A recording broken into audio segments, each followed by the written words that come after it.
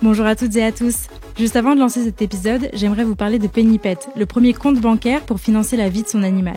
Avoir un chien implique d'être financièrement en capacité d'assurer son bien-être et ce n'est pas toujours chose facile. Gérer les dépenses, épargner pour d'éventuels frais de santé, accéder à un fonds d'urgence en cas d'accident, gagner du cashback sur ses achats ou encore apporter une contribution financière à des associations de protection animale comme In Dog We Trust via un fonds de solidarité, c'est autant d'actions que vous pouvez faire facilement grâce à Pennypet depuis une application et avec une carte bancaire dédiée et sécurisée.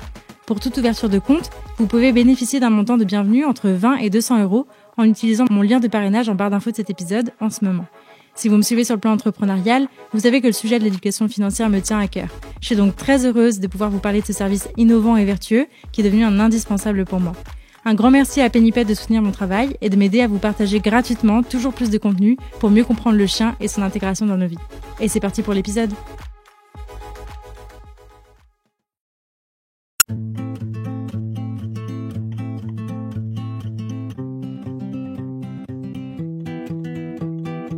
Bonjour, bon après-midi ou bonsoir à tous et bienvenue dans La Niche, le podcast de référence en matière de conseils, d'éducation et de réflexion autour du chien et de son intégration dans notre société. Je suis Claire Gerbou, l'hôte de ce podcast et je suis ravie de vous retrouver aujourd'hui pour un tout nouvel épisode. Dans la vie, je suis éducatrice canin spécialisée dans l'accompagnement du chiot et du chien de famille en ligne et en Provence. Je suis aussi créatrice de contenu sur Internet et la fondatrice de La Niche Aventure. Ma mission au travers de ce projet, c'est d'aider un maximum de monde à comprendre son chien pour mieux vivre avec lui. Pour ce faire, je vous partage tous les mercredis un nouvel épisode pour ce podcast dans la niche. J'interviewe des professionnels du monde canin qui viennent parler de leur sujet de prédilection dans la série Interview. Je donne le micro à mes clients qui viennent raconter leur vécu, leurs difficultés et les leçons qu'ils en ont tirées dans la série Témoignages. Je vous partage à mon tour mon retour d'expérience sur l'éducation de mes chiens dans la série Dans la niche et je vous invite à déconstruire les idées reçues sur l'éducation du chiot dans la série Mythe ou réalité. Avant de lancer cet épisode, je vous invite à vous abonner et à laisser 5 étoiles et un commentaire sympa sur l'émission dans votre rapide podcast préféré. Si ce n'est pas déjà fait, vous pouvez aussi soutenir financièrement ce projet sur Tipeee si vous le souhaitez. Sachez que vos contributions assurent la pérennité de mon travail et m'aident à le faire connaître au plus grand nombre. Et pour ça, je vous en remercie. Pour encore plus de découvertes, de conseils et d'inspiration, vous pouvez aussi vous abonner à ma newsletter et me suivre sur YouTube, Instagram et Facebook. Vous retrouverez tous les liens en barre d'infos de cet épisode. Et je suis ravie de vous partager aujourd'hui ma conversation avec Léa Hernandez. Léa est consultante en comportement canin, spécialisée dans la modification des comportements agressifs, réactifs, anxieux et phobiques chez le chien, avec l'entreprise CrowWaff. Dans cette discussion, elle nous raconte son parcours avec ses 3 loulous et nous parle de son sujet de prédilection, la réactivité canine. De quoi s'agit-il ? Comment la prévenir ? Comment la travailler ? Et surtout, à quoi ressemble l'expérience de vivre aux côtés d'un chien réactif ? Vous saurez tout ou presque de ce passionnant sujet. Alors que vous soyez déjà humain d'un chien ou que vous vous apprêtiez à le devenir, cet épisode est pour vous. Mais je ne vous en dis pas plus et je vous invite tout de suite à rejoindre ma conversation avec Léa. Salut Léa. Coucou. Tu vas bien ? Oui, je vais bien. Et toi, Claire ? Oui, ça va super. Merci beaucoup d'avoir accepté mon invitation. Je suis trop contente de t'accueillir au micro. Tu es une des invitées qui a été longuement plébiscitée. Donc je suis trop contente de faire cet épisode avec toi aujourd'hui. On commence par les présentations. Qui es-tu, Léa ? Ça marche. Je suis Léa Hernandez. Je suis professionnelle. J'ai fondé CrowWaff mon entreprise en 2018. J'ai choisi de me spécialiser il n'y a pas si longtemps que ça, il y a 1 an et demi, 2 ans, sur la prise en charge des comportements réactifs, agressifs, phobiques et anxieux. Donc maintenant, je fais plus que ça. Voilà. Trop bien. Ça va être du coup le sujet du jour. On va parler essentiellement de réactivité. Avant ça, est-ce que je crois que tu as plusieurs chiens. Est-ce que tu peux nous les présenter ? Alors, je vis avec Echo, qui est un berger australien de 8 ans, avec Murdoch, qui est un berger australien qui va avoir 8 ans dans pas très longtemps. Donc, quand vous allez écouter le podcast, il aura déjà eu ses 8 ans. Et puis, j'ai Avriel, qui est encore sur sa première année. Il a un petit peu plus de 6 mois à l'heure actuelle. Alors, les 2 plus vieux sont des bergers australiens. Et le petit nouveau, c'est un petit retriever de la Nouvelle-Écosse. Trop chouette. Et c'est 3 garçons. Ok, trop cool. Ah, c'est trop chouette. C'est une belle équipe que tu as là. C'est quoi ton expérience antérieure avec les chiens ? Est-ce que toi, t'as toujours grandi entouré d'animaux ? Est-ce que c'est venu un peu plus sur le tard ? Ça se fait comment pour toi ? Alors, j'ai jamais eu d'animaux dans ma famille, même pas genre les grands-parents ou les oncles, non, rien du tout. Et je crois que les seuls animaux qui étaient autorisés à la maison, c'était des poissons rouges, vous voyez. Donc rien du tout, zéro expérience. Par contre, c'est un amour pour les animaux que j'avais depuis toute petite. J'ai toujours été énormément attirée par ça. J'avais une collection de peluches de tous les animaux possibles et imaginables sur Terre, mais genre des centaines à la maison. Et voilà, les animaux m'ont toujours attirée, mais j'ai jamais côtoyé de chiens au quotidien ou même de chats ou de quelconque animaux de ce type-là. Ok, ça marche. Et du coup, comment est-ce qu'ils sont arrivés dans ta vie, alors, ces 3 petits loups? Eh bien, le premier a été Echo. Ça a été un peu un cadeau. Ok. Alors, avec mon consentement, hein, j'étais très très très d'accord. mais c'était un peu un cadeau. J'avais prévu d'avoir des animaux, mais j'attendais d'avoir une stabilité dans ma vie. Et ça s'est fait un petit peu plus tôt que prévu. J'avais eu mon chat un petit peu plus tôt, 1 an ou 2 avant. Et c'est un chat que j'ai recueilli dans la rue. Donc, pas la même chose non plus. Il m'est un peu tombé dessus. En fait, quelque part, mes 2 premiers animaux, ils me sont un peu tombés dessus. Je les ai pas tellement choisis, en fait. Voilà. Ok, ça marche. Du coup, avant de rentrer dans le sujet, moi, j'aime bien essayer d'aller comprendre un peu ton parcours. Comment est-ce que tu en es arrivé là aujourd'hui à faire ce que tu fais? C'était quoi ton parcours pro et qu'est-ce que tu as fait pour en arriver jusque-là? Je faisais partie de ces enfants qui savent pas trop ce qu'ils voudraient faire de leur vie. Ouais. Malgré tout, j'avais quand même des passions. Les animaux, ça me passionnait. La biologie, en règle générale, me passionnait. Et j'aimais beaucoup aussi les arts. Et arrivé à 18 ans, j'ai gardé un cursus scolaire très classique pour me fermer le moins de portes possible. Et puis, arrivé à 18 ans, il a fallu choisir un peu un truc. Et j'ai fini par me décider à faire une fac en arts plastiques. Donc, j'ai fait une licence en double cursus arts plastiques et bande dessinée. Et à la fin de ma licence, encore une fois, je savais pas trop ce que j'allais faire et j'ai pris un choix un peu par dépit. J'ai fait un master enseignement et en fait, ça m'a vachement plu. En fait, j'ai commencé à enseigner un tout petit peu et je me suis rendu compte que c'était pas ça que je voulais faire. Ok. Donc en fait, j'aimais l'enseignement, mais j'aimais pas le système de l'école qui existe en France à l'heure actuelle. Ça me convenait pas du tout, la manière dont c'était construit et la manière dont on apprenait aux enfants. Et je me suis dit, je peux pas rester dans ce milieu et pour mon bien-être en fait à moi. Et je me suis posé la question de qu'est-ce que je veux faire? Et j'avais en plus mon compagnon à l'époque qui a osé me poser la question et a osé, je pense que c'était une des premières fois où je me suis arrêtée et je me suis dit, mais qu'est-ce que je veux moi vraiment? Et pas qu'est-ce que les autres attendent de moi. Et je me suis dit quand même que j'avais bien envie de me former pour aider mon chien à la base. Et du coup, ça m'a plu et j'ai continué là-dedans. Et je suis un peu quelqu'un qui est très très très passionné et quand j'ouvre un sujet, la porte est ouverte, c'est fichu après. J'y passe des mois, des nuits, tout. Donc en fait, ça a été l'ouverture de la porte, mais sur un gouffre sans fin, quoi. Ok. Ouais. Je me suis plongée à 2000% là-dedans. Et du coup, j'ai fondé mon entreprise, je pense, 1 an ou 2 après. Ok. Trop chouette. Du coup, tu nous as dit que c'était en partie pour aider ton chien. Est-ce que tu rencontrais des problématiques avec lui? Ouais, j'avais un chien qui émotionnellement était ce qu'on pourrait qualifier d'instable. C'est-à-dire qu'il avait des émotions très intenses et du coup des comportements très intenses. Que ce soit d'un côté positif comme d'un côté négatif. C'est-à-dire quand il avait très peur, c'était tout de suite, il fallait qu'il aille se cacher sous un meuble et qu'il fuit très très loin, qu'il aboie très fort, ou alors c'était quand il était content, il surinait dessus, il sautait dans tous les sens, il aboyait comme un fou. Et j'ai essayé de chercher de l'aide, d'aller en club canin, j'ai essayé de trouver des éducateurs canins et j'ai pas trouvé de quelqu'un qui a été capable de m'aider correctement et d'aider mon chien, ou enfin de m'aider à le guider en tout cas.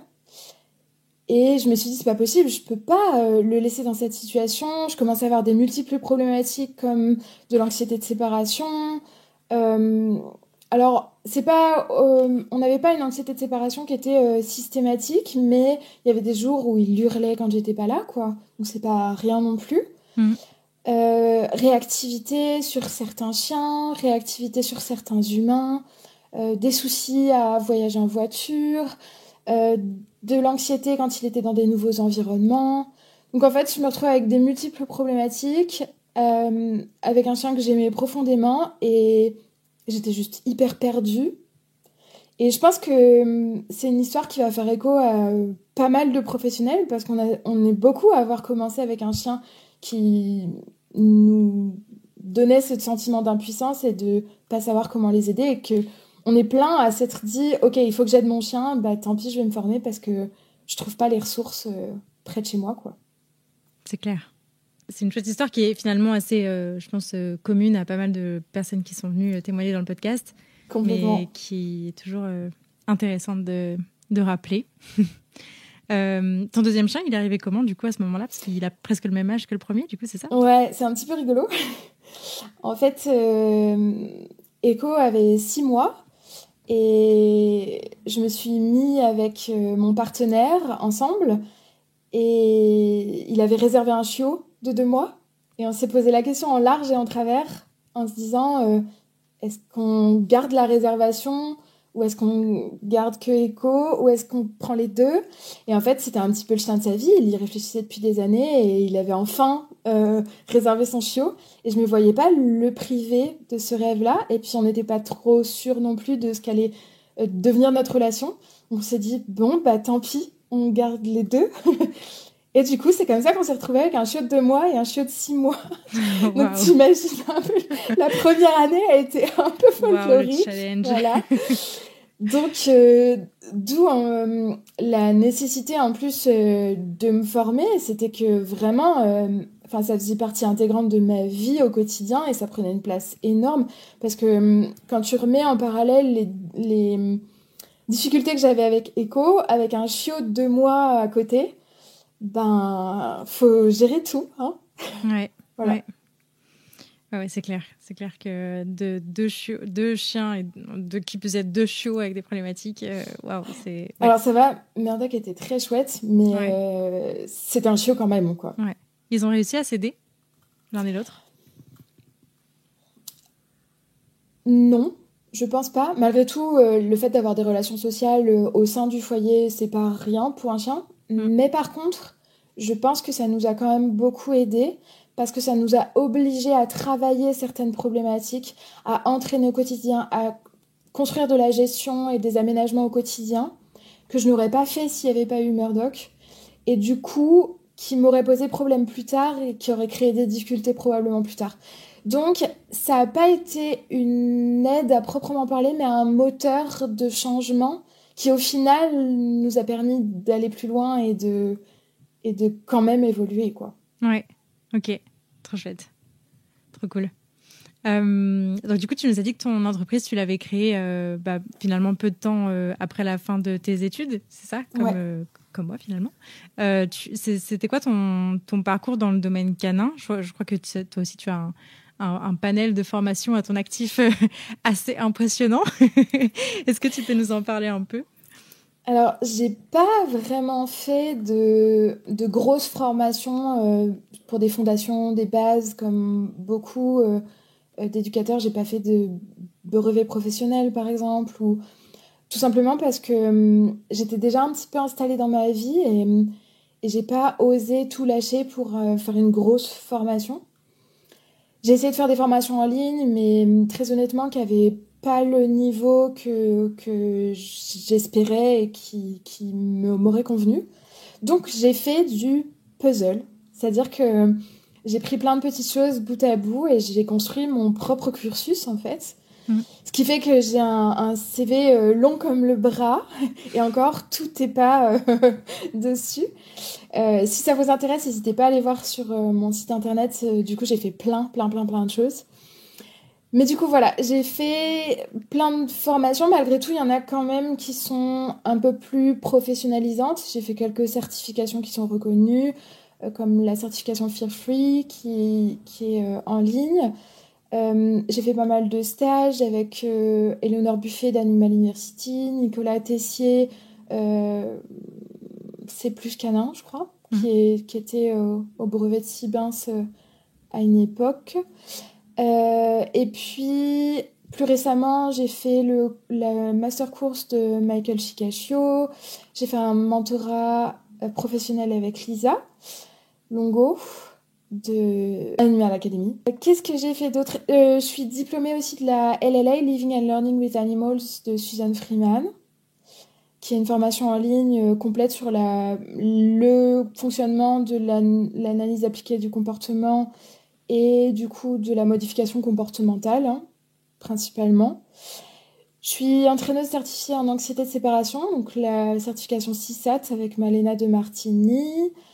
Et puis j'ai fait aussi l'ISCA, donc je suis instructrice certifiée en soins coopératifs. Ok, Et je crois que c'est tout. bah c'est pas Dans les mal. trucs les plus importants, ce qui est déjà pas mal. Ce qui est vraiment pas mal du tout. Ok, trop cool. Bah écoute, c'est un chouette parcours et je suis assez. J'aime bien cette idée de puzzle où finalement on construit un peu son cursus. Bon voilà, on entend. Il y a beaucoup de noms qui reviennent souvent, mais finalement, Ouais. il n'y a pas il y a pas d'obligation à tout faire et l'idée c'est aussi d'aller chercher dans ce qui nous parle. C'est ce qui m'a permis aussi de me spécialiser un peu plus sur des thématiques qui m'intéressaient plus, d'aller Mm, chercher des contenus plus précis, plus spécifiques et moins généraux. Et du coup, ce qui me donne des compétences et des connaissances sur certaines thématiques, beaucoup moins sur d'autres, mais c'est quelque chose qui ne me gêne pas. Du coup, c'est des problématiques que j'encadre pas et que je traite pas, en fait, tout mm, simplement. mm. Oui, puis tu nous as dit que tu t'étais finalement spécialisée assez rapidement dans bah, tout ce qui touche à la réactivité et l'anxiété, etc., etc. Comment est-ce qu'elle s'est faite, cette spécialisation? Est-ce qu'elle est venue un peu naturellement? Est-ce qu'elle était pensée, réfléchie au départ? C'est une question qui est pas facile. Je pense que ça s'est fait un peu au fur et à mesure. Malgré tout, j'ai toujours eu une passion particulière pour la réactivité, l'agressivité. Euh, c'est ce type de comportement-là, en tout cas. Après, je pense qu'il y a eu un petit peu d'influence de Lisa Longo ou d'autres entraîneurs internationaux qui promouvoient vachement le fait de se spécialiser Mm, en termes pas seulement marketing, mais aussi parce que ça permet d'avoir des compétences et des connaissances plus spécifiques et donc d'être meilleur en fait dans un domaine. carrément. Mm, Et en fait, c'est un discours que j'ai eu un petit peu du mal à intégrer au départ parce que j'avais cette impression qu'en tant qu'éducateur canin, on était obligé de tout faire tout le temps, qu'on ne pouvait pas refuser une demande, qu'il fallait traiter enfin, que voilà, quand un client nous appelait pour une problématique, on ne pouvait pas dire non. Et en plus, c'est difficile de dire non parce qu'on a cette pression financière. Enfin, c'est un mm. débat qui est vachement plus vaste que ça, C'est mais clair. qui est difficile. Et j'ai eu Mm, un petit peu de mal à l'accepter, mais au fur et à mesure, ça a fait de plus en plus sens sur le fait qu'on ne peut pas être bonne en tout le temps. C'est juste pas possible.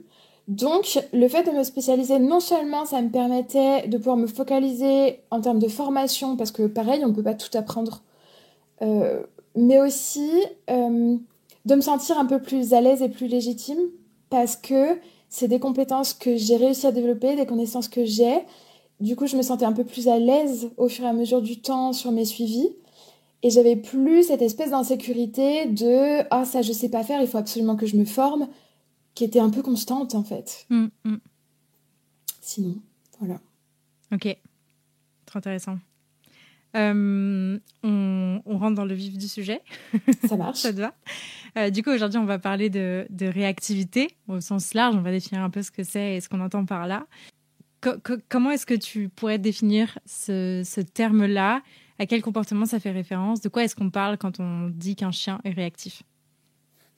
Alors déjà, il faut avoir conscience que le mot réactivité, c'est une grosse étiquette dans laquelle tout le monde va mettre un peu de tout et n'importe quoi. Quand je dis un chien réactif ou un chien qui produit des comportements réactifs, dans la tête de quelqu'un, ça va être un chien qui aboie, dans la tête de quelqu'un d'autre, ça va être un chien qui grogne, et dans la tête de quelqu'un d'autre, ça va être un chien qui mord.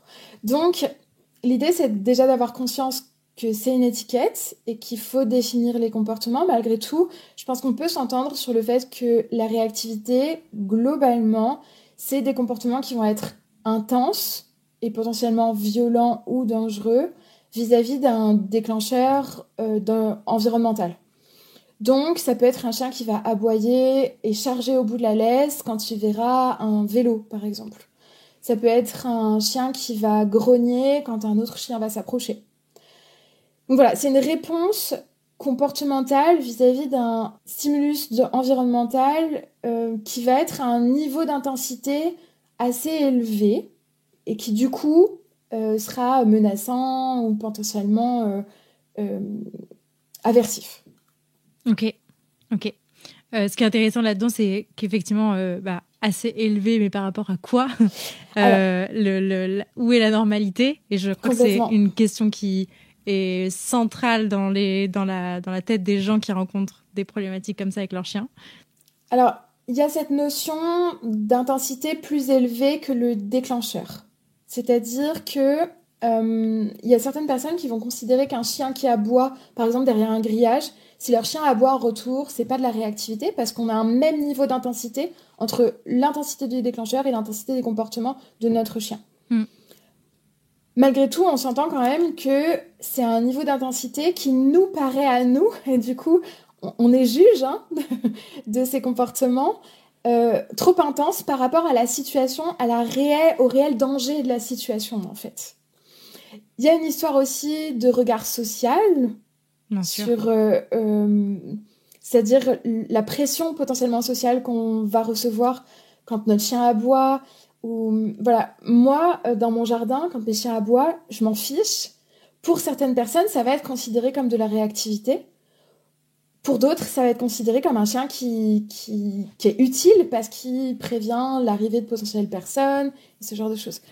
Donc voilà, c'est quelque chose qui est quand même assez flou et qui du coup a besoin d'être défini au cas par cas presque. Ouais. En fonction de l'attente des humains, en fonction de l'intensité des comportements du chien et aussi en fonction de l'impact sur le bien-être du chien et de l'humain, au final. On va en parler. Comment est-ce qu'on pourrait définir les origines de ces comportements, en tout cas de cette intensité un peu disproportionnée? Est-ce qu'on peut appeler ça comme ça? Ouais, complètement. C'est quoi, quelles seraient les causes potentielles de tout ça et d'où est-ce que ça viendrait? Comment est-ce qu'on pourrait l'expliquer?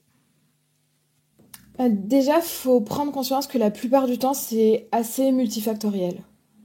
C'est rare qu'on ait qu'une cause sur des comportements réactifs et d'où l'importance du coup d'avoir un potentiel suivi avec un professionnel qui va pouvoir identifier ces causes.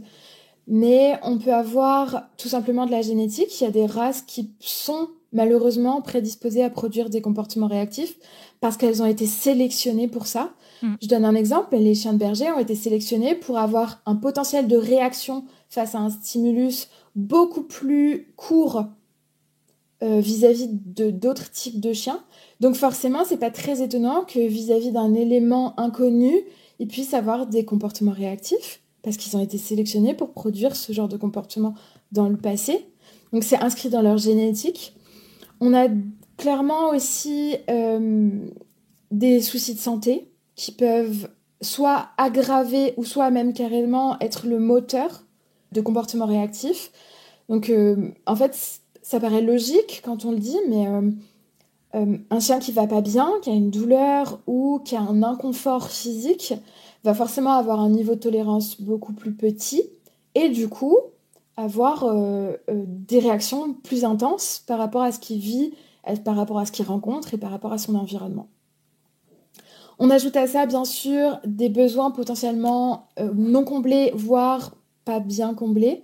Donc un chien qui aurait besoin de beaucoup d'activités, qui n'en aurait pas eu assez, qu'est-ce qui va se passer? C'est qu'il va produire des comportements forcément avec plus d'intensité qu'il ne l'aurait fait en temps normal parce qu'il a de l'énergie à revendre, à dépenser tout simplement.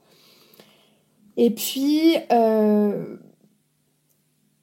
si on fait un petit mélange de tout ça, on se retrouve avec un potentiel aussi plus important en fonction des chiens, en fonction des races. Et il ne faut pas oublier aussi les traumatismes ou voilà, un chien qui va vivre une grosse peur ou une situation dangereuse ou une situation où il s'est senti en danger, parce que nous, parfois, on sait bien que notre chien, il n'a pas été en danger, mais lui, il ne le sait pas, et il a eu l'impression d'être en danger, et pour lui, c'était un traumatisme.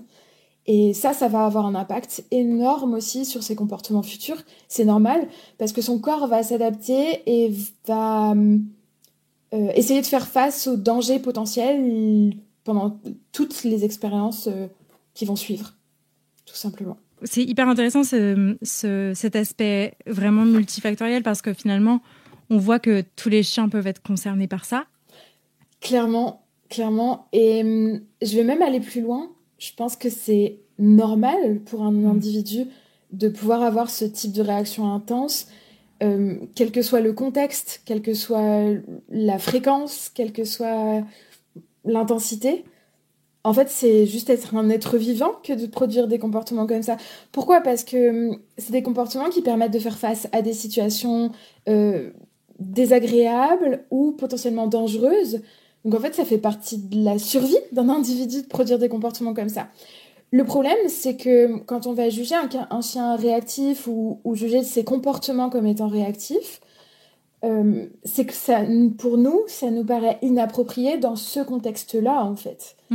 Mais dans un autre contexte, peut-être que ça pourrait l'être approprié. T'entends quoi par là ?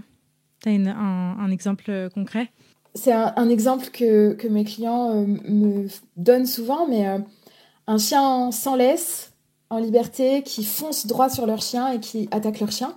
Ils voudraient que leur chien soit capable de se défendre. Donc, c'est-à-dire se défendre, ça veut dire potentiellement aboyer, mordre, charger.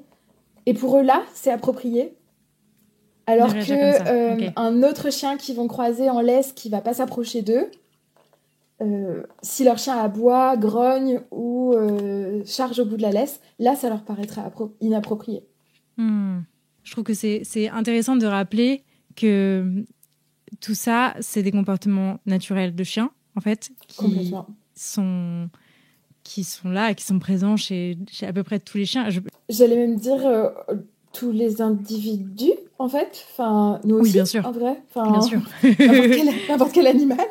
C'est assez normal. C'est juste que c'est inapproprié dans certains contextes où on juge pas ça utile. Malgré tout, il faut quand même garder en tête que si le chien les produit, c'est que lui, il juge que c'est utile à ce moment-là, dans ce contexte-là. Carrément.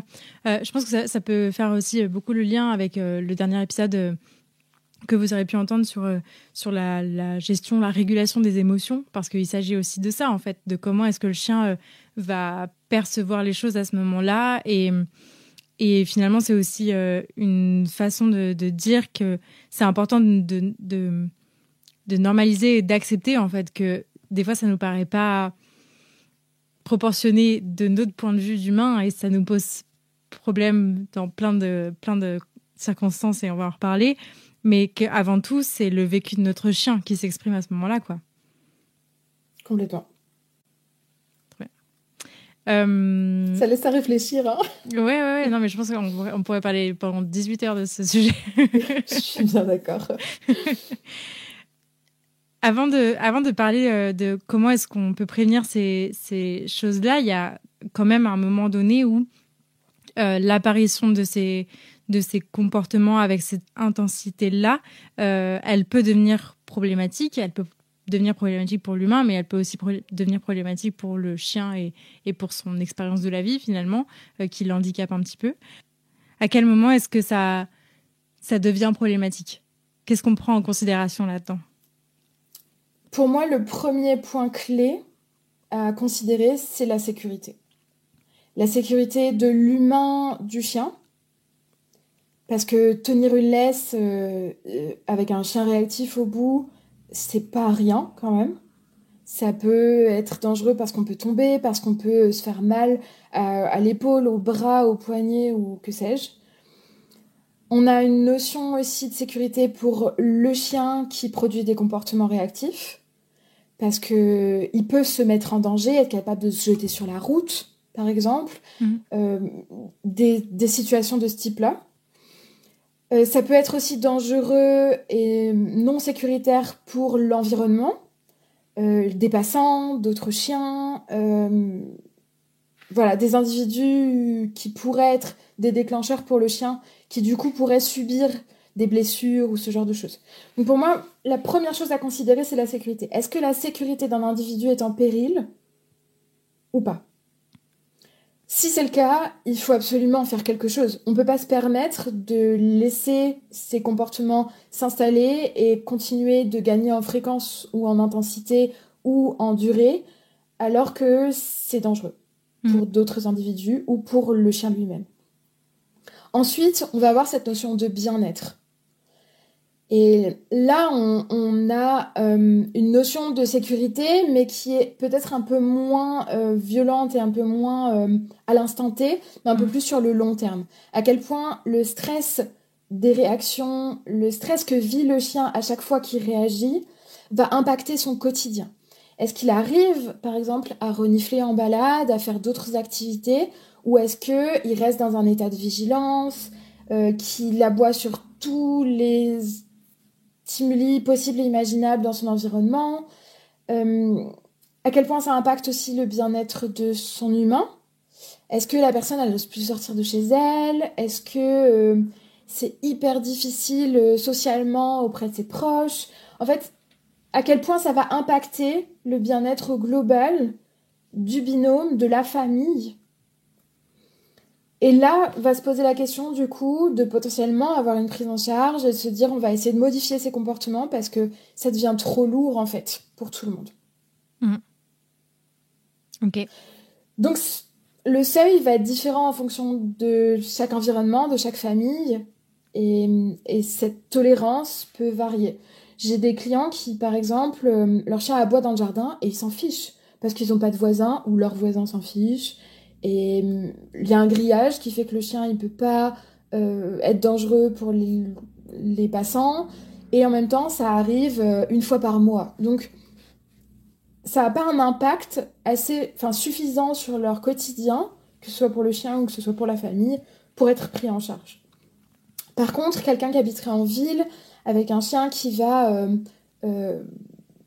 aboyer ou tenter de pincer tous les passants, ça va être super compliqué parce que ça va arriver hyper fréquemment et parce que on a un potentiel de blessure sur d'autres individus beaucoup plus important. Donc la réponse c'était ça dépend. Depuis qu'on a introduit le sujet, je pense qu'on commence à se rendre compte à quel point il s'agit de prendre en considération le binôme, mais comme à peu près dans tous les épisodes de podcast qu'on traite sur ce podcast. Pour moi, c'est un vrai truc parce que j'accompagne aussi des clients là-dedans, mais l'expérience d'avoir un chien réactif en tant qu'humain, elle est importante à prendre en compte. Est-ce que tu peux nous en parler un peu, notamment de ce que ça implique en fait de vivre avec un chien réactif? Je pense que c'est important de faire passer ce message pour les gens qui n'auraient pas encore de chien, mais qui seraient en réflexion, des gens qui auraient un chien et qui commenceraient à observer des comportements comme ça. Je pense que c'est important quand même de le savoir. Déjà, il faut prendre en compte qu'on l'a rarement choisi. Et c'est une part importante, du coup, de ce que c'est de vivre quelque chose qu'on n'a pas choisi. Parce que ce soit un problème de santé, que ce soit de la génétique, ou que ce soit un traumatisme, c'est rarement quelque chose où on s'est dit « Hey, chic, je vais prendre un chien réactif dans ma vie ». Il n'y en a pas beaucoup qui font ça.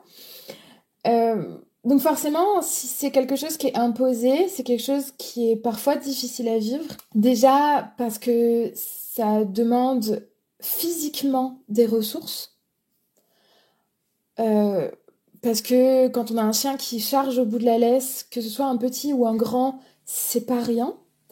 On a aussi l'impact que vont avoir la pression sociale, le jugement des autres, qui est alors plus ou moins impactant en fonction des personnes, mais c'est quand même quelque chose qui est non négligeable, même si on dit qu'on s'en fiche. Ça impacte quand même quand on a notamment le regard de nos proches ou ce genre de choses. Et puis, la fatigue chronique et le stress chronique que la vigilance et que toutes ces situations engendrent est clairement non négligeable. Le problème est que un chien qui a des comportements réactifs, ça s'éteint pas. C'est tout le temps, en fait. Donc, il y a certains chiens qui vont avoir des comportements réactifs seulement vis-à-vis de, je sais pas, des chats, par exemple. Puis on peut se débrouiller pour se balader à des endroits où il n'y a pas de chat. On peut se débrouiller pour vivre à un endroit où il n'y a pas de chat. Mais ça demande quand même du coup des aménagements, de penser à quelle heure on va faire la balade, à quel endroit on va faire la balade, à quel endroit on vit. Je connais plein de clients qui ont déménagé pour le bien-être de leur chien et du coup, de ce fait, pour leur propre bien-être aussi, bien sûr. Et cette vigilance au quotidien, que ce soit à la maison ou que ce soit en balade, ce niveau d'énergie qu'on doit avoir constamment, il est super difficile à maintenir parce que dans le temps, forcément, on fatigue. Et puis, on a aussi l'impact de tous les événements non contrôlés. Un chien en liberté qui court sur notre chien, le chat qui est passé sous la voiture juste devant nous dans le trottoir. Voilà, tous ces petits aléas du quotidien qu'on ne peut pas contrôler et qu'on aurait aimé éviter, qui vont faire que le chien va déclencher une réaction intense, ben forcément, ça a un impact sur nous et sur notre stress. Et c'est prouvé scientifiquement, le fait de voir de la violence, je crois que c'est quelque chose qui est énormément minimisé. On pense beaucoup au bien-être du chien, qui est important aussi, hein, qu'on ne me fasse pas dire ce que j'ai pas dit. Mais le bien-être de l'humain là-dedans et ce qu'il vit au quotidien est souvent pas mal minimisé et c'est dommage. C'est dommage parce que c'est eux qui vont être moteurs du changement, c'est eux qui vont permettre d'aménager des choses et de faire que le bien-être du chien va potentiellement évoluer. Et on a besoin d'eux, en fait. Donc, il faut les prendre en considération autant que les chiens qui sont au bout de la laisse. Et ça va être du coup important de leur proposer des solutions qui vont les soulager eux et pas seulement aménager tout autour du chien. Ouais. Ça, c'est hyper important, ouais. C'est clair. Et à rajouter à ça aussi, je pense qu'il y a tout un aspect aussi de culpabilisation qui est alors beaucoup construit autour du mythe du chien qui doit être à l'aise partout, qui doit être sociable. On en reparlera un peu plus tard. Mais, et puis aussi cet aspect d'erreur humaine. Enfin, le nombre de fois où j'ai entendu que c'est de ta faute si ton chien est devenu réactif, que c'est de la mauvaise gestion, que c'est... je veux dire, il y a beaucoup de... Il y a beaucoup de choses aussi qui font que, je pense, et pour le vivre aussi, hein, parce que je pense qu'on peut qualifier Charlie de chien réactif quand même à la fin, il y a quand même une culpabilisation qui est grande autour de ce sujet-là. Clairement. Et quand on revient sur les causes que j'ai citées un peu avant, on se rend compte qu'il y en a quand même certaines qui ne sont pas du tout de notre ressort. Il faut le prendre en compte. Malgré tout, il y en a qui sont de notre ressort parce que si notre chien il s'est fait rouler-bouler par un gros berger allemand à la classe Chiot, on peut se considérer responsable. Malgré tout, je pense qu'il faut remettre les choses au clair là-dessus, sur le fait que si on savait que ça allait traumatiser notre chien, si on savait que ça allait développer pour lui du mal-être et potentiellement des comportements réactifs par la suite, on ne l'aurait pas fait. Bien sûr. Qui aurait fait ça volontairement? Donc en fait, c'est pas de notre faute, dans le sens où on savait pas. Donc ça veut pas dire qu'il faut ne pas se renseigner et ne rien faire et se dire que c'est pas de notre faute. Bien sûr que non. C'est important de se renseigner et d'évoluer. Mais il faut arrêter de s'auto-flageller sur le fait que, ben non, on peut pas tout savoir tout le temps. Et que nous aussi, on évolue. Et que nous aussi, on est humain, on a des émotions. Et on fait comme on peut, en fait. Autant qu'un chien qui va réagir comme il peut face à un stimulus aversif dans son environnement. Nous, c'est exactement la même chose. Il nous faut du temps pour inclure des nouvelles connaissances et des nouvelles compétences. Il nous faut du temps pour prendre conscience de certaines notions, de certains concepts. Et on fait du mieux qu'on peut. Et c'est ça qui est important, en fait. Carrément. Du coup, je pense que ça fait le pont avec la question qui suit, qui est plutôt sur l'aspect prévention. Comment est-ce qu'on fait si je sais pas, on vient d'avoir un chiot qui est tout petit, tout frêle et presque sans expérience, mais il n'est pas sans expérience. Comment est-ce qu'on fait pour éviter de voir apparaître des problématiques comme ça? Alors déjà, il faut avoir conscience que des fois, on fait tout ce qu'on peut et ça marche pas quand même. C'est-à-dire que, encore une fois, c'est ce qu'on disait tout à l'heure, c'est des comportements qui sont normaux, en fait, pour un chien de produire. Donc des fois, malgré nos efforts, il y a des choses qui échappent à notre contrôle et on se retrouve avec un chien qui peut produire des comportements réactifs quand même. Malgré tout, il y a plein de choses qu'on peut essayer de mettre en place pour minimiser les risques. La première chose, déjà, c'est avoir une bonne conscience et une bonne lecture du langage corporel du chien. Et de notre chien en particulier. Ça nous permet de savoir quand est-ce qu'il est mal à l'aise dans une situation et quand est-ce qu'il est à l'aise dans une situation et du coup de pouvoir lui proposer des solutions quand il est mal à l'aise. Et c'est ça qui va être super important parce que quand un chien produit des comportements réactifs et ces comportements qui sont intenses et violents, qui lui coûtent du coup énormément d'énergie, c'est souvent parce qu'il pense qu'il n'a pas le choix que de produire ces comportements pour éviter le déclencheur, l'élément aversif de son environnement, ou pour mettre fin à une situation. Donc la première chose, vraiment, c'est d'avoir conscience de quand est-ce qu'il est mal à l'aise pour pouvoir lui proposer d'autres solutions. Qu'est-ce qu'on peut proposer à un chien qui est mal à l'aise? Lui proposer de sortir de la situation, donc de s'éloigner, de demander à la personne qui est en train de le caresser de reculer, globalement de lui offrir la possibilité de mettre fin à cette situation, de s'éloigner de cet élément aversif, sans avoir besoin de produire ces comportements intenses. Que, regarde, si on s'en va, ça marche bien, on obtient le même résultat et tout va bien. Ensuite, on va avoir plein de petites choses qui peuvent aider, forcément combler au mieux possible les besoins de notre chien, pour qu'il ait moins besoin d'extérioriser et qu'il soit le plus à même de gérer émotionnellement et d'être stable émotionnellement. On peut aussi penser à se positionner en soutien social. Donc, aider notre chien, en fait. Le guider, l'aider. S'il est mal à l'aise, d'être là pour lui, en fait. Et de pas juste le laisser se débrouiller. Parce que le laisser se débrouiller, c'est prendre le risque que, du coup, il puisse produire ses comportements intenses parce qu'il va avoir l'impression qu'il n'a plus d'autre choix. Et puis, faire attention à la santé de notre chien.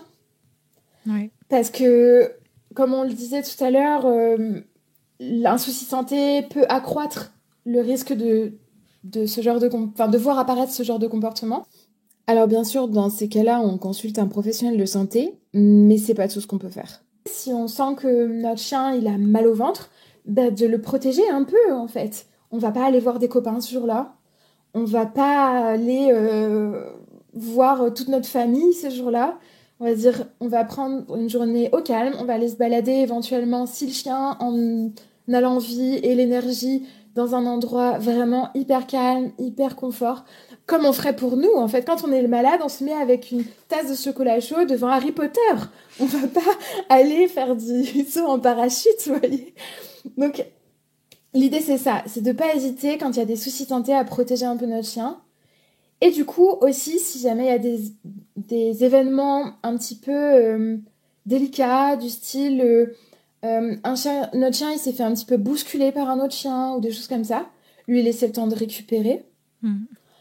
Pas hésiter, pendant 2-3 jours, on va se balader dans un endroit vraiment hyper calme ou voir que des copains qu'il adore et qui vont être ses gars sûrs. Voilà. Il va vraiment... on est sûr qu'il va passer un bon moment. Et au bout seulement de quelques jours, quand on est sûr que notre chien il a récupéré physiquement et émotionnellement, pourquoi pas à son rythme, tout doucement, en ayant une observation de son langage corporel, on va se dire, peut-être qu'on va essayer de lui reproposer une situation nouvelle ou une situation similaire dans laquelle il avait été mal à l'aise. mais en lui laissant la possibilité, du coup, d'avoir d'autres options que d'être confronté à la situation s'il est pas à l'aise dedans. Ça me paraît déjà pas mal. Après, peut-être aussi développer l'optimisme d'un chien. Ouais. Ça, c'est une notion et un concept que je trouve est pas assez mis en avant, mais développer l'optimisme, c'est faire qu'un chien, quand il est dans une nouvelle situation face à un nouveau stimulus, il va se dire tout va bien se passer parce qu'il est persuadé que tout va bien se passer parce que en fait, il aura emmagasiné plein d'expériences agréables. Toutes ces nouvelles expériences ont été confortables et du coup, il va se dire que la prochaine, il n'y a pas de raison qu'elle soit pas confortable. Donc, ça fait partie des petites clés que je trouve peuvent être intéressantes, surtout avec des chiots qui peuvent être un petit peu timides, on va dire ça comme ça, de développer des nouvelles situations, des découvertes à son rythme, pas à pas, sans pression, histoire que tout se passe bien et que par la suite, il ait envie de découvrir de nouveau, qu'il devienne curieux et qu'il soit persuadé que tout va bien se passer. Ouais. Ah ouais, ça c'est hyper important. Je pense qu'une des choses qui paraît le plus contre-productif aux clients, souvent, quand moi je l'accompagne, et j'imagine que tu as un peu la même expérience, c'est ce fait de prendre de la distance, de conforter le chien dans certains de ses signaux de communication, etc., etc. Alors que généralement, pour les gens, quand il y a un problème avec quelque chose, il faut s'y confronter. Il faut aller mettre un peu le chien en immersion là-dedans pour qu'il s'y habitue et ça passera avec le temps. Est-ce que tu peux nous en parler un peu de ça ? Alors déjà, je pense que c'est pas mal de dire que oui, il faut, pour faire face à un élément de l'environnement, à un élément aversif, il faut confronter le chien à la situation pour qu'elle évolue. Mais confronter le chien à la situation, c'est pas la même chose que confronter le chien à la situation. C'est-à-dire que on peut le faire avec beaucoup de distance, on peut le faire avec des très courtes durées, on peut le faire avec un élément qui ressemble à, mais qui n'est pas l'élément aversif. On peut le faire en fait de manière à ce que le chien soit le plus confortable possible et qu'il ait envie de s'approcher, qu'il ait envie d'explorer, qu'il ait envie de produire d'autres comportements et qu'il se sente à l'aise de produire tous ces comportements. Alors que si on le force, il y a cette notion du coup de consentement. Si on le force ou si on le met dans une situation dans laquelle il ne peut pas y échapper, on risque de produire du coup l'inverse de ce qu'on veut, c'est-à-dire potentiellement l'apparition de comportements réactifs, de comportements intenses. Alors des fois, c'est pas des comportements intenses dans le sens réactivité, mais plus dans le sens phobie ou peur. Même si tout ça, c'est un petit peu lié, et je pense que vous l'avez déjà vu un petit peu sur l'épisode avec les émotions. Mais on va avoir un chien qui va se tapir par terre ou tout simplement avoir la queue basse ou entre les jambes, avoir la tête basse, les oreilles collées sur la nuque. Et c'est des attitudes qui certes sont pas aboyées ou grognées, qui sont pas dangereuses pour les autres individus, mais qui sont quand même un miroir sur les émotions négatives que vit le chien. Et qui nous permettent de savoir que le chien vit pas un bon moment. Et le fait qu'il n'ait pas de comportement réactif veut pas dire du coup qu'il vit un bon moment. Donc l'idée, c'est de viser le confort et d'éviter justement cette immersion, d'éviter que le chien il soit inconfortable même s'il l'exprime pas très fort. Pourquoi ? Parce que s'il est dans une situation inconfortable, même s'il l'exprime pas très fort et que il dit pas grand-chose, ça reste inconfortable pour lui, ça reste des émotions désagréables et c'est pas ça qui va le faire évoluer. Peut-être qu'en apparence, on va avoir l'impression qu'il évolue au moins au début, mais souvent, ce qui va se passer, c'est qu'à un moment, on va avoir de nouveau des comportements très intenses, voire même encore plus intenses que ça ne l'était déjà, qui vont apparaître. Typiquement, moi j'ai très souvent ce cas de figure et quand je vais en parler, le but c'est pas du tout de culpabiliser des personnes vis-à-vis de ça parce que je comprends pourquoi elles en viennent là, mais j'ai très souvent des clients qui vont commencer le suivi avec moi, qui ont l'impression que ça va pas assez vite, parce que modifier des émotions, ça peut être très long en fonction de certains individus, et qui vont du coup essayer de mettre leur chien en immersion, et qui vont me recontacter parce que leur chien a mordu. Pourquoi ? Parce qu'en fait, ils l'ont mis dans cette situation, ils l'ont forcé à être dans cette situation. Ils ont eu l'impression que ça fonctionnait bien au début parce que ça a éteint les comportements comme aboyer, charger, grogner. Mais ça n'a pas changé le fait que le chien il était mal à l'aise dans cette situation-là. Et forcément, à un moment, ça a réapparu de nouveau. Alors pour certains chiens, ça va pas être le fait de mordre, ça va être le fait de se lécher les pattes. Ça va être d'autres comportements qui vont transpirer, en fait, ce qu'ils vivent émotionnellement. Mais ça n'empêche que c'est évitable et on peut réussir à modifier des émotions sans avoir besoin de mettre un chien en immersion. Donc, on va confronter l'individu, le chien, à les situations problématiques. On va juste le faire de manière à ce qu'il soit confortable le plus souvent possible, ou s'il y a un inconfort qui soit assez léger et qui soit capable de s'en remettre, en fait. C'est ça, en fait, je pense que toute la nuance, elle est dans à quel point le chien est dans une situation positive d'apprentissage, en fait, et va être à même de pouvoir justement cultiver cet optimisme par rapport à ce qui Complètement. Et il faut pas se dire qu'un chien qui est en immersion, il n'est pas en apprentissage. Il apprend des trucs quand même. Hein. Oui. Il apprend que ses comportements, comme aboyer, ça sert à rien, que ça lui permet pas de sortir de ces situations, tout ça. Un chien qui est très stressé, il apprend quand même. C'est juste que il apprend pas ce qu'on voudrait qu'il apprenne. C'est-à-dire que le déclencheur est quelque chose qui est pas menaçant. Nous, on voudrait qu'il apprenne qu'il peut nous faire confiance et qu'on peut l'aider dans ces situations-là. Et du coup, l'immersion ou mettre le chien dans une situation et le forcer à y rester serait clairement contre-productif dans la plupart des cas. Ce qui va être le plus adapté, c'est vraiment d'aller à son rythme, en fait. Ce qui peut être parfois un peu frustrant parce que ça va pas aussi vite que nous, on le souhaiterait. Mais malheureusement, c'est lui qui décide à quel rythme ça va parce que c'est ses émotions et ses comportements. Ouais, et il y a que ça qui est vraiment durable, a priori. Pour faire le pont avec ce qu'on était en train de dire, j'aurais bien aimé aborder avec toi les différentes manières de traiter la réactivité, en tout cas d'accompagner un binôme sur ces problématiques-là. Est-ce que tu peux nous en citer quelques-unes ? Alors du coup, il y a plusieurs éléments qu'on peut utiliser et qui peuvent être mis ensemble, qui peuvent être utilisés séparément. Déjà, on a la désensibilisation, qui est justement le fait d'exposer un individu à un déclencheur, un élément aversif, mais du coup, progressivement et vraiment dans une zone de confort pour lui. On a aussi le contre-conditionnement, donc c'est le fait d'associer un élément aversif avec un élément agréable que le chien apprécie. Et on peut avoir aussi tout ce qui va être gestion. Donc, dans cette cage de gestion, je vais mettre en avant tout ce qui va être les aménagements de vie, dont on a parlé un petit peu précédemment, donc je ne vais pas trop revenir dessus. Mais ça va être aussi tout ce qui va être du rappel, la capacité à se focaliser sur nous, la capacité à nous regarder ou à rester près de nous, même s'il y a un élément aversif dans l'environnement, etc., qui vont pas forcément avoir un gros impact, même si ça on va en avoir un petit peu quand même, sur les émotions du chien vis-à-vis du déclencheur, mais qui vont permettre de gérer une situation problématique et d'éviter du coup que le chien réagisse.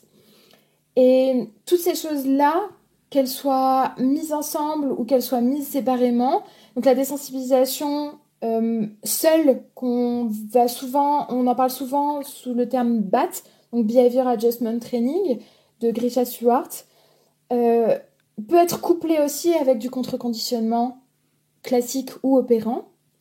Je vous laisserai chercher sur ce que ça veut dire. Et peut être aussi mis en place avec cette gestion. Et l'idée, c'est que en fonction d'un chien ou d'un binôme, on puisse adapter et proposer différentes techniques et différents exercices, en fait, qui conviendront à l'environnement, au chien, à la famille. Ok, top. Merci pour ces éclairages. Je voulais, pour finir sur ce sujet, je voulais revenir un peu avec toi sur ce que peut nous apporter un professionnel dans ce travail-là. Donc, il y a ces aspects très pratiques, ces techniques finalement dont tu viens de parler, mais c'est pas tout. Est-ce que tu peux nous en parler un peu? Bien sûr qu'un professionnel va pouvoir apporter ces techniques-là, ces exercices qui vont nous permettre de développer des compétences et des connaissances. Mais pour moi, ce qui est super important que peut nous apporter un professionnel, c'est l'adaptabilité à nous et à notre environnement. C'est-à-dire que si moi, je vais consulter un professionnel, j'espère que ce professionnel va pas me sortir une espèce de recette toute faite, mais va adapter en fonction des comportements de mon chien, quel comportement il produit, mais aussi de mes capacités à moi et de mon environnement de vie. Et du coup, ça va permettre à ce professionnel-là, potentiellement, de me proposer un environnement contrôlé pour travailler. C'est-à-dire avoir quelqu'un, du coup, ce professionnel qui va être présent avec moi, qui va pouvoir m'aider, avoir potentiellement des complices qui vont être là pour me permettre de travailler avec un déclencheur qui va suivre les consignes et qui, on est sûr qu'il ne va pas lâcher son chien sur le mien, par exemple. Et du coup, cette transmission de connaissances et de compétences va se faire dans un cadre sécuritaire et qui va permettre au chien d'évoluer, mais me permettre en tant qu'humaine d'évoluer aussi beaucoup plus rapidement, parce que ça va permettre de diminuer le stress, parce que ça va me permettre de me sentir plus à l'aise, et on apprend quand même mieux quand on est moins stressé et plus à l'aise. Et puis, il ne faut pas minimiser aussi le potentiel soutien émotionnel et soutien tout court, en fait, que va apporter un professionnel. Parce que, comme on en parlait juste avant, le fait de vivre avec un chien réactif, c'est pas rien. Et ces professionnels vont avoir les capacités de nous accompagner parce qu'ils savent ce qu'on vit. Et on n'est pas tous entourés par des proches qui sont capables de le comprendre, qui sont capables d'en prendre conscience. Et un professionnel va en prendre conscience. Et potentiellement même serait capable de nous mettre en relation avec d'autres personnes qui vivent avec un chien réactif et qui pourront aussi comprendre. Et il n'y a rien de plus fort qu'un lien entre deux personnes qui vivent une situation similaire. C'est clair. Trop chouette. Merci beaucoup, Léa, pour tout ça. C'est très clair et c'est très... J'ai envie d'en parler pendant des heures encore.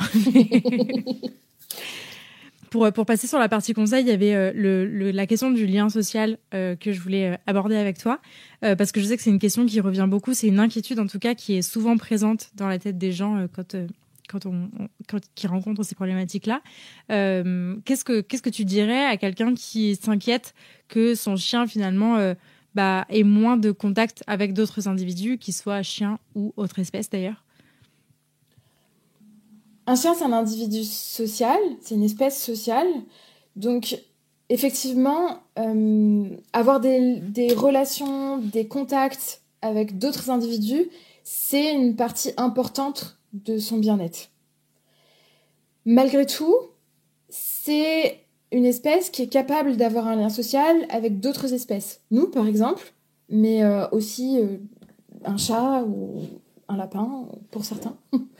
Mais il ne faut pas minimiser déjà le lien qu'on a avec notre chien. Donc, même si on ne remplit pas, ou pas pour tous les chiens, la jauge complètement de leurs besoins sociaux, notre présence et nos interactions la remplissent en partie. Ensuite, effectivement, pour certains chiens, ça va être une jauge qui va être plus ou moins grande, qui va être plus ou moins importante. Et du coup, pour certains, ça va être un vrai manque de ne pas avoir de relation, par exemple, avec d'autres chiens. Malgré tout, il faut peser le pour et le contre. Et si, la plupart du temps, les relations ne se passent pas bien, ça ne peut pas être bénéfique pour le bien-être de l'individu. Donc, la question va se poser éventuellement à un moment où le chien est capable de croiser un autre chien sans avoir plus de comportement réactif, qu'il est capable éventuellement, avec certains chiens, de commencer à avoir des interactions sociales. Pourquoi pas se dire, ok, est-ce que mon chien a besoin d'avoir plus souvent ces interactions? Et dans ces cas-là, il ne faut pas hésiter à faire des essais, en fait, tout simplement. On essaye un petit peu, est-ce qu'il faut plus? Est-ce qu'il est mieux dans sa vie de tous les jours quand il a plus? Et ainsi de suite. Malgré tout, il faut quand même se dire qu'il vaut mieux qu'il y ait moins d'interactions sociales, et on va compenser ce besoin-là avec d'autres choses au quotidien, comme des enrichissements, comme des interactions sociales avec nous, des choses comme ça, plutôt que de proposer à notre chien des interactions sociales qui vont être désagréables, voire carrément aversives et potentiellement traumatiques, en fait. Donc, le mieux est l'ennemi du bien, en fait. Le but, c'est d'avoir une stabilité. Et cet équilibre va être différent en fonction de chaque chien. Et peut-être que cet équilibre ne serait pas idéal. Et il y a des moments où il faut se dire que tant pis, c'est le mieux qu'on puisse faire à l'heure actuelle, sans prendre de risque de faire pire, tout simplement. Et puis, je pense que c'est aussi important de se détacher. On en parlait un peu tout à l'heure dans l'expérience d'avoir un chien réactif, mais du mythe du chien qui devrait être à l'aise partout, qui devrait s'entendre avec tout le monde. Et ça, je trouve que c'est un vrai process aussi, avant de se rendre compte que c'est plus un mythe qu'une réalité véritablement possible. Complètement. Et on a cette vision qu'un chien devrait être pote avec tous les chiens de la Terre. Pourquoi ? Parce que c'est ce qu'on voit dans les films, c'est ce qu'on voit dans les séries, les vidéos, tout, partout. Et en plus, comme c'est des chiens qui sont à l'aise dans plein de situations, c'est ce qu'on voit partout quand on se balade, quand on va quelque part. Donc on a comme ils sont surreprésentés, puisqu'ils sont capables d'interagir et d'aller partout, on a cette image qui du coup est très biaisée. Pourquoi ? Parce qu'un chien qui est pas à l'aise avec tout le monde, c'est un chien qui va rester dans son jardin, c'est un chien qui va se balader quand les autres sont pas en train de se balader. Et du coup, ceux-là, on les voit pas. Mais en fait, ça représente qu'une toute petite population des chiens. Et la majeure partie des chiens sont en fait socialement sélectifs. C'est-à-dire que ils ne vont pas être copains avec tout le monde, ils vont être seulement copains avec tel ou tel individu. Et c'est tout. Et c'est normal, en fait. Sauf que on a cette pression sociale, on a cette pression de la société qui nous montre cet idéal du chien, qui nous impose en fait cet idéal. On a envie de rentrer dans ce moule-là parce qu'on a l'impression que c'est ce qu'il faudrait faire, alors qu'en fait, c'est pas ça un chien. Et c'est ok de pas avoir un chien qui est sociable avec tout le monde. C'est ok d'avoir un chien qui a un besoin social ou une batterie sociale toute petite. Et c'est pas du tout un problème à partir du moment où notre chien il est bien dans sa vie de tous les jours et que nous aussi, en fait. Trop cool. Merci beaucoup pour ces mots, Léa. Je pense que ça aidera beaucoup de personnes. Qu'est-ce que ça t'a appris de vivre avec des chiens ? C'est difficile de répondre à cette question parce que ça a changé complètement ma vie. Ça m'a autant appris à mieux communiquer avec des humains, qu'à mieux observer mon environnement, qu'à être capable d'avoir de l'empathie envers d'autres individus. Ça m'a réappris à vivre, en fait, autrement. Et ça fait un peu fleur bleue de dire tout ça, mais c'est vrai. Et je pense que je ne serais pas la personne que je suis aujourd'hui si j'avais pas eu des chiens. Et je vais même aller plus loin, si j'avais pas eu des chiens qui avaient des problèmes de comportement, enfin qu'on qualifie, nous, en tant qu'humains, de problèmes de comportement. J'ai appris autant sur la vie, sur les autres, sur mon environnement, que sur moi-même aussi. Et je referais ça à chaque fois si on me proposait de le refaire. Ok, trop cool. Est-ce qu'il y a des ressources que tu aimerais partager à nos auditeurs sur le sujet de la réactivité ? Alors, pour la réactivité en particulier, moi je trouve que la base des bases, c'est vraiment la lecture du langage corporel, la lecture des comportements des chiens. Donc, il y a un petit livre qui paye pas de mine, mais qui est très très chouette, qui est sorti il y a pas très longtemps. C'est le livre de Lily Chin qui est illustré sur le langage corporel des chiens. Donc, s'il faut acheter un truc en tant que propriétaire des chiens, c'est ça. Ouais. Et c'est cette lecture et cette observation des comportements du chien qui vous aidera par la suite à pouvoir adapter vos propres comportements pour aider votre chien. Donc ça, c'est un des must-have. Et puis après, Je sais aussi que le sujet de la muselière, par exemple, revient pas mal. Donc, à savoir est-ce qu'il faut museler un chien ou pas et quelle muselière choisir, tout ça. Donc, il y a un groupe Facebook qui est trop chouette qui s'appelle Communauté Pro Muselière sur Facebook.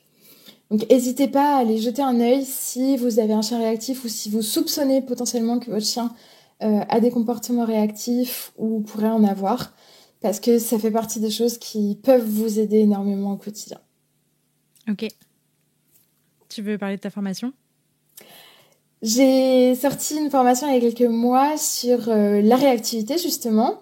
Alors, elle s'adresse autant aux professionnels qu'aux particuliers. J'y glisse globalement plein de clés, autant de la gestion que du contre-conditionnement, que de la désensibilisation dont on a parlé un peu précédemment. Ça s'appelle Aventure Réactivité. Donc vous pouvez la retrouver, il y a un lien sur mon site internet, mais il y a aussi un lien sur ma page Instagram et Facebook. Donc c'est Crowaf, C-R-O-W-A-F. Ok, trop cool. Je mettrai tout ça en barre d'infos de l'épisode. À qui est-ce que tu passerais le micro pour un prochain épisode ? Alors, ça fait plusieurs années que j'admire énormément son travail. Elle s'appelle Christina de Maison Dog. Elle a une pension au Luxembourg. Et c'est une des rares personnes à l'heure actuelle que je connaisse qui inclut des chiens réactifs au sein de sa pension. Ok. Et qui inclut aussi des mâles entiers au sein de sa pension. Elle parle anglais, français et italien. Donc voilà, j'apprécie beaucoup son travail. Elle travaille aussi en réactivité, en éducation, mais son travail avec les groupes de chiens est très chouette aussi. Ok, trop cool. Bah écoute, merci beaucoup pour cette recommandation. J'irai creuser ça. Où est-ce qu'on redirige les éditeurs qui souhaiteraient suivre ton travail ? Alors du coup, j'ai un site crowaf.fr, C-R-O-W-A-F, Instagram du même nom, Facebook du même nom, et vous trouverez un petit peu toutes les ressources. Je poste pas mal de vidéos, pas mal de tout petits mini posts, articles en tout genre là-dessus. Trop cool. Trop chouette. Merci beaucoup Léa. Je suis trop contente d'avoir fait cet épisode. Merci à toi de m'avoir invitée. C'était trop chouette et écoute, j'espère à bientôt pour une prochaine. Et ouais, merci. Avec plaisir. Salut. Merci beaucoup de vous être rejoint à ma conversation avec Léa et de l'avoir écouté jusqu'au bout. J'espère que ce nouvel épisode vous a plu et si c'est le cas, je vous invite à en parler autour de vous et à le partager sur les réseaux sociaux en nous taguant @crowaf et @lanicheaventure. Pour enrichir votre écoute, ne rien rater des prochaines sorties et pourquoi pas vous faire accompagner dans l'éducation de votre chien, n'hésitez pas à visiter mon site, à soutenir mon travail sur Tipeee, à vous abonner à la newsletter et à me rejoindre sur les réseaux sociaux. D'ici là, prenez soin d'eux, prenez soin de vous et je vous dis à la prochaine!